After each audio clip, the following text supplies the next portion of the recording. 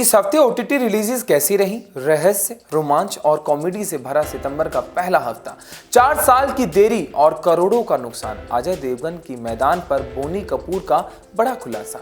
Big boss 19, Salman Khan ने पंजाब बाढ़ का मुद्दा उठाया, कंटेस्टेंट को दी खाने की कदर करने की सीख।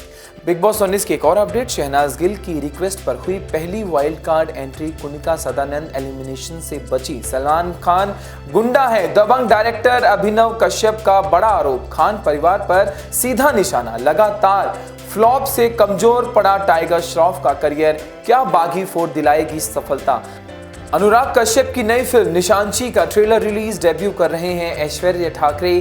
पवन कल्याण के फिल्म दे कॉल हिम ओजी का जबरदस्त क्रेज, नॉर्थ अमेरिका में 40,000 टिकट्स पहले ही बिक चुके हैं। मैं हूं आपके साथ आशीष दुबे और आप देख रहे हैं एंटरटेनमेंट की माया नगरी, वो माया नगरी जहां मैं आपको बताता हूं कि इस हफ्ते क्या हुआ ओटीटी प्लेटफॉर्म्स पर, थिएटर्स में किसने कितना धमाल मचाया, किस सेलिब्रिटी ने किसको ट्रोल किया, या किसने किसके लिए कोई बड़ा बयान दे दिया, और साथ ही साथ एंटरटेनमेंट की दुनिया में आखिर चल क्या रहा है। बात करते सीधे ओटीटी प्लेटफॉर्म्स को लेकर। ओटीटी रिलीजेस दिस वीक रहस्य, रोमांच और कॉमेडी से भरा रहा। सितंबर का पहला हफ्ता बहुत ही अमेजिंग रहा। सितंबर 2025 का पहला हफ्ता ओटीटी दर्शकों के लिए काफी खास रहा है, क्योंकि इस बार नेटफ्लिक्स, प्राइम वीडियो और G5 जैसे बड़े प्लेटफॉर्म पर कई नई फिल्में और वेब सीरीज रिलीज हुई हैं। प्राइम वीडियो पर 1 सितंबर को आई American musical teen series the Runarounds ने एक हाई स्कूल बैंड की कहानी दिखाई गई है, जो ग्रेजुएशन के बाद म्यूजिक इंडस्ट्री की एक जगह बनाने की कोशिश करता है। 3 सितंबर को नेटफ्लिक्स पर जेना ऑर्टेगा की मशहूर सीरीज वेडनेसडे का दूसरा पार्ट आया है, जिससे नेवर मोर अकेडमी की रहस्यमय दुनिया और बुधवार की नई चुनौतियां दिखाई गई हैं। वहीं 5 सितंबर को Z5 पर रिलीज हुई मलयालम थ्रिलर कमैतम एक हादसे की जांच के दौरान सामने आने वाली साजिश और धोखे की परतें खोलती है। इसी दिन नेटफ्लिक्स पर इंस्पेक्टर जेंडे भी स्ट्रीम हुई, जो कि बहुत ही शानदार है, जिसमें मनोज बाजपेयी इंस्पेक्टर जेंडे के रोल में नजर आ रहे हैं और कहानी एक सीरियल किलर के जेल से भागने के बाद उसे पकड़ने की उनकी कोशिशों पर आधारित है। इसके बाद 6 सितंबर को नेटफ्लिक्स पर कोरियन ड्रामा क्वीन मैंटिस आया है, जिसमें एक पुलिस अफसर अपनी ही मां से, जो एक सीरियल किलर है, मदद लेता है ताकि एक कॉपीकैट किलर को पकड़ा जा सके। कुल मिलाकर इस हफ्ते ओटीटी पर म्यूजिक, थ्रिल और क्राइम और ड्रामा सब कुछ था, जिससे हर दर्शक अपनी पसंद का कंटेंट चुनकर एंटरटेनमेंट का मजा ले सकता था। अगली खबर की ओर चलते हैं। 4 साल की देरी और करोड़ों का नुकसान। अजय देवगन की मैदान पर बोनी कपूर का बड़ा खुलासा हुआ। बात करेंगे अजय देवगन की उस फिल्म के बारे में जिसने रिलीज से पहले ही सुर्खियां बटोर ली थी, लेकिन अब ये फिल्म आखिरकार सिनेमा घरों में आई तो बॉक्स ऑफिस पर उम्मीद के मुताबिक धमाल नहीं मचा सकी। जी हाँ, हम बात कर रहे हैं स्पोर्ट्स ड्रामा फिल्म मैदान की। भारतीय फुटबॉल के सुनहरे दौर और महान कोच सैयद अब्दुल रहीम की जिंदगी पर आधारित फिल्म। इसे national award winner director Amit Sharma ने बनाया है और इसमें अजय देवगन ने मुख्य किरदार निभाया। फिल्म की कहानी, भावनाएं और अजय देवगन का दमदार अभिनय काफी सराहा गया, लेकिन इसके बावजूद बॉक्स ऑफिस पर फिल्म ने उम्मीद के मुताबिक कलेक्शन नहीं किया है। निर्माता बोनी कपूर ने हाल ही में एक बड़ा खुलासा किया। उनका कहना है कि कोरोना महामारी के चलते फिल्म की रिलीज करीब 4 साल तक अटकी रही। इस लंबे गैप की वजह से मुझे भारी आर्थिक नुकसान उठाना पड़ा है। असल में मैदान की शूटिंग और पोस्ट प्रोडक्शन का काम पहले ही बहुत खर्चीला था, ऊपर से लगातार रिलीज डेट बदलने और कोविड के कारण थिएटर बंद होने से प्रोजेक्ट पर और भी दबाव पड़ गया था। बोनी कपूर ने साफ कहा है कि ये देरी उनकी जेब और भारी पड़ने वाली है और उन्हें पैसे गंवाए हैं। फिल्म का निर्माण बड़े पैमाने पर हुआ था। विशाल सेट, इंटरनेशनल स्टेडियम, असली मैच सीक्वेंस और उस दौर को दोबारा रिक्रिएट करना आसान नहीं था। यही वजह है कि प्रोड्यूसर्स ने इस पर करोड़ों रुपए खर्च किए, लेकिन रिलीज में देरी होने के चलते फिल्म का बजट वसूल करना मुश्किल हो गया है। दूसरी तरफ कोरोना काल के बाद दर्शकों की पसंद भी बदल चुकी है। ओटीटी प्लेटफॉर्म्स ने लोगों को घर के कंटेंट देखने की आदत डाल दी है। ऐसे में मैदान जैसी ऑफलाइन थिएटर ड्रिवन फिल्म को वो रिस्पॉन्स नहीं मिल पाया। हालांकि फिल्म ने क्रिटिक्स और फुटबॉल प्रेमियों का दिल जरूर जीता, लेकिन बॉक्स ऑफिस नंबर निराशाजनक रहे। बोनी कपूर का दर्द साफ झलकता है, क्योंकि उन्होंने इस प्रोजेक्ट में न सिर्फ पैसे बल्कि कई सालों की मेहनत और अपने लगाए थे। मैदान का यह किस्सा हमें यही दिखाता है कि फिल्म इंडस्ट्री में सिर्फ टैलेंट और मेहनत ही नहीं, बल्कि सही टाइमिंग और किस्मत भी बड़ी भूमिका निभाता है। साथ ही बात करते हैं बिग बॉस के डिफरेंट अपडेट्स की। सलमान खान ने पंजाब बाढ़ का मुद्दा उठाया, कंटेस्टेंट को दी खाने की कदर करने की सीख। थी। बिग बॉस 19 का दूसरा वीकेंड का वार इस बार कंटेस्टेंट्स के लिए काफी भारी पड़ गया। शो को होस्ट सलमान खान कर रहे हैं। उन्होंने घरवालों को उनके व्यवहार और खाने की बर्बादी को लेकर कड़ी फटकार लगाई है। सलमान ने कहा कि जब देश के कई हिस्से खासकर पंजाब इस वक्त बाढ़ जैसी बड़ी त्रासदी से जूझ रहे हैं और लोग खाने पीने की चीजों के लिए परेशान हैं, तो ऐसे में बिग बॉस के घर के अंदर भोजन की बर्बादी बिल्कुल बर्दाश्त की नहीं जाएगी। उन्होंने कंटेस्टेंट को समझाया कि खाने की कद्र करना हर किसी की जिम्मेदारी है और बेवजह खाना फेंकना गलत आदत है। सलमान खान ने न सिर्फ घरवालों को चिताया बल्कि दर्शकों से भी संदेश पहुंचाया कि मुश्किल समय में हमें भोजन और संसाधनों की अहमियत समझनी चाहिए। बिग बॉस का ये एपिसोड मनोरंजन के साथ साथ सामाजिक संदेश भी देता है। बिग बॉस के साथ में एक अपडेट और है। रिक्वेस्ट पर शहनाज गिल के रिक्वेस्ट पर हुई पहली wild card entry. Kunika Sadanand elimination से बची हैं क्योंकि बिग बॉस 19 अब धीरे धीरे और दिलचस्प होता जा रहा है। इस वीकेंड का वार दर्शकों के लिए एंटरटेनमेंट और सरप्राइजेस से भरा हुआ है। शनिवार को सलमान खान ने जहां कंटेस्टेंट की जमकर क्लास ली, वहीं रविवार को माहौल थोड़ा हल्का फुल्का और मजेदार नजर आया। मुनव्वर फारूकी ने अपने ही रोस्टिंग स्किल्स से सबको हंसा दिया, तो वहीं शो को मिला पहला वाइल्ड कार्ड कंटेस्टेंट। दरअसल Bigg Boss 13 fame Shehnaaz Gill इस बार गेस्ट बनकर आई थी। उन्होंने सलमान खान से अपने भाई शहबाज बदेशा को मौका देने की रिक्वेस्ट की और सलमान ने तुरंत हामी भर दी। इसके साथ ही शहबाज की एंट्री बिग बॉस 19 के पहले वाइल्ड कार्ड कंटेस्टेंट के तौर पर हो रही है। दूसरी तरफ इस हफ्ते कुनिका सदानंद एलिमिनेशन के कगार पर खड़ी थी, लेकिन एप रूम में मिली इम्यूनिटी की वजह से ये घर से बाहर होने से बच गई, यानी इस बार भी कंटेस्टेंट को घर छोड़ना नहीं पड़ा। कुल मिलाकर बिग बॉस 19 का ये वीकेंड का वार ड्रामा, इमोशन और सरप्राइजेस से भरा रहा, जिसने दर्शकों की दिलचस्पी और बढ़ा दी। सलमान खान को लेकर एक बड़ी अपडेट है। सलमान खान गुंडा है, दबंग डायरेक्टर अभिनव कश्यप का बड़ा आरोप है।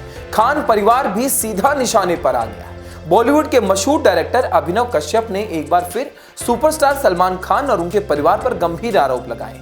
सलमान की ब्लॉकबस्टर फिल्म दबंग का निर्देशन कर चुके अभिनव ने हाल ही में एक बातचीत में उन्हें गुंडा कहकर संबोधित किया है और दावा किया है अभिनेता को एक्टिंग में कोई दिलचस्पी नहीं है। उन्होंने कहा कि सलमान पिछले 25 सालों से सिर्फ औपचारिकता निभा रहे हैं और काम पर आकर एहसान जताते हैं।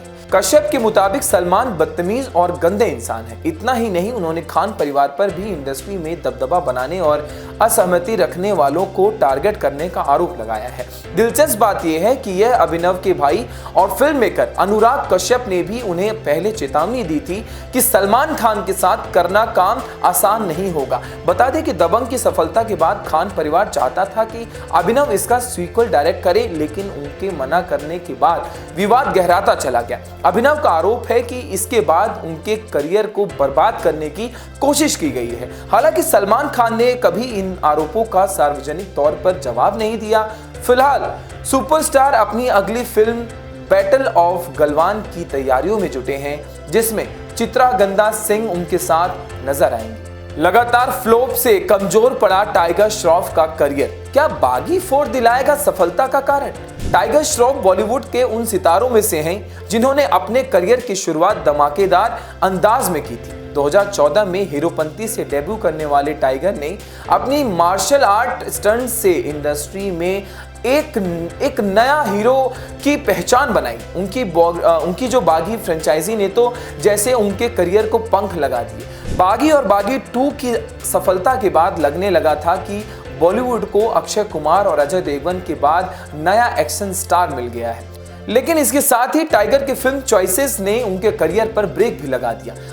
अ फ्लॉपिंग जट, मुन्ना माइकल और स्टूडेंट ऑफ द ईयर 2 जैसी फिल्में दर्शकों को बिल्कुल भी पसंद नहीं आई और इन्हें बॉक्स ऑफिस पर फ्लॉप का टैग भी मिल चुका है। हालांकि साल 2019 में ऋतिक रोशन संग आई फिल्म वॉर ने उनके करियर को एक नई उड़ान दी है। इस फिल्म ब्लॉकबस्टर साबित हुई और टाइगर की एक्टिंग और एक्शन का तारीफ करना बिल्कुल तय था। इसके तुरंत बाद बागी 3 भी हिट रही, लेकिन कोविड के बाद टाइगर का ग्राफ लगातार नीचे गिरता चला गया। हीरोपंती 2, गणपत और बड़े मियाँ छोटे मियाँ जैसी फिल्में बुरी तरह फ्लॉप हो गई। इनमें से गणपत तो उनके करियर की सबसे बड़ी असफलता मानी गई। इन फिल्मों में न कहानी ने दम दिखाया और न ही टाइगर का एक्शन दर्शकों को लुभा पाया। फैंस का मानना है कि टाइगर सिर्फ स्टंट्स और डांस पर निर्भर रहते हैं, लेकिन अब उन्हें गहराई वाले रोल चुनने चाहिए, जैसा उन्होंने वॉर 2 में दिखाया था।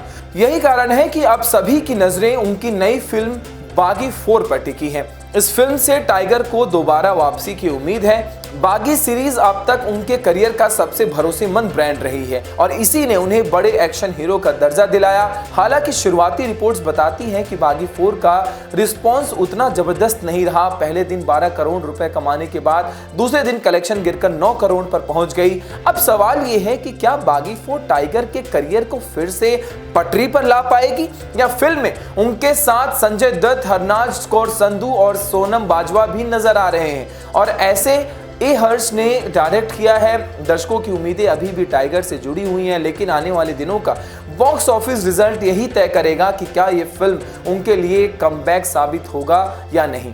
अनुराग कश्यप की नई फिल्म निशांचे की ट्रेलर रिलीज हो गया है। डेब्यू कर रहे हैं ऐश्वर्या ठाकरे। फिल्म मेकर अनुराग कश्यप अपनी अगली फिल्म को लेकर निशांची को लेकर आ रहे हैं, जिसका ट्रेलर हाल ही में रिलीज किया गया है। यह फिल्म उत्तर प्रदेश की पृष्ठभूमि पर आधारित है।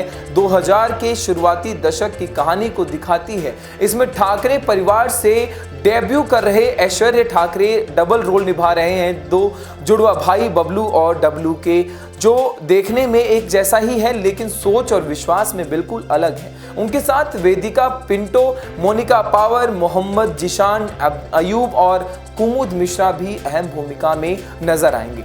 ट्रेलर में दिखाया गया है कि कैसे बबलू रंगीला रिंकू और डब्लू की जिंदगी अचानक टकराती है और कहानी में इमोशन, एक्शन और धोखे के नए रंग भर जाते हैं। अनुराग कश्यप का कहना है कि निशांची उनकी सबसे सिनेमैटिक फिल्म है, जिसमें वही सब कुछ है जिसे वो हिंदी सिनेमा में देखकर बड़े हुए हैं। पवन कल्याण की फिल्म दे कॉल हिम ओजी का जबरदस्त क्रेज देखने को मिला है। साउथ सुपरस्टार पवन कल्याण की आने वाली film they call him OG release से पहले ही जबरदस्त चर्चा में है। सुजीत के निर्देशन में बनी इस एक्शन ड्रामा फिल्म की धूम न सिर्फ भारत बल्कि विदेशों में भी देखने को मिल रही है। एक बड़ी धूम 25 सितंबर 2025 को रिलीज होने वाली इस फिल्म की नॉर्थ अमेरिका में प्रीमियर की एडवांस बुकिंग शुरू हो चुकी है और अब तक 40,000 से ज्यादा टिकट बिक चुके हैं। इतना ही नहीं, फिल्म में सिर्फ प्री सेल से ही $1 मिलियन लगभग 8 करोड़ रुपए का कलेक्शन पार कर लिया है, जो पवन कल्याण के स्टार पावर को साबित करता है। फिल्म में उनके साथ प्रियंका मोहन लोड्रिल में रही नजर भी आएंगी, जबकि इमरान हाशमी इस फिल्म में दमदार विलेन की भूमिका निभा रहे हैं। डीवीवी दान्या और कल्याण दासरी के प्रोडक्शन में बनी इस फिल्म में श्रिया रेड्डी, प्रकाश राज और अर्जुन दास भी अहम किरदार निभा रहे हैं। थमन ने फिल्म का म्यूजिक दिया है, जो पहले से ही फैंस के बीच ट्रेंड रहा है। फिल्म को लेकर फैंस का उत्साह लगातार बढ़ता जा रहा है और हाँ, माना जा रहा है कि रिलीज के दिन यह रिकॉर्ड तोड़ कमाई कर सकती है। आप देख रहे थे माया नगरी और मैं था आपके साथ आशीष दुबे। फिर मिलेंगे एक एपिसोड में जहां बात करेंगे कि आखिर एंटरटेनमेंट की माया नगरी में क्या चल रहा है।